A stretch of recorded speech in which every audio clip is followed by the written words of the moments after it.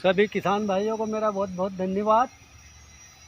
मैं आपसे कहता हूँ कि किसानों की फसल कैसे लूटी जाती है। दिन दहाड़े मंडी में लूटी जाती है किसानों की फसल। वो ऐसे लूटी जाती है कि जो कर्मचारी चेक इन करने वाले रहते हैं, सुरक्षा करने वाले कर्मचारी रहते हैं, नेता रहते हैं, जिसकी ड्यूटी रहती है मंडी में, उनकी क्या है, उनकी जेबें भर के उनके मुंह में नोट ठूस दिए जाते हैं, तो वो बोलते नहीं हैं। और जिसके बाद क्या होता है कि ये व्यापारी की यूनियन रहती है। किसान तो यूनियन करने में सक्षम नहीं है, लेकिन व्यापारियों उनकी यूनियन रहती है।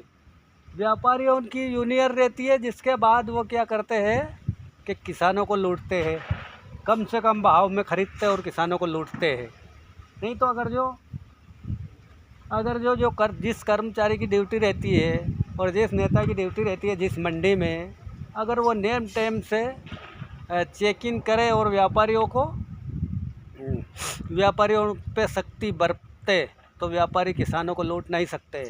तो इसलिए साथियों, इसका मतलब ये है कि नियम से कम भाव हो गया, तो इसका मतलब ये है कि नेता और जिस कर्मचारी की ड्यूटी रहती है मंडी में, उसके मुंह में नोट ठूस दिए जाते हैं, इसलिए वो बोलते नहीं और किसानों को लूटा जाता है। तो बहुत बहुत धन्यवाद किसान भाइयों।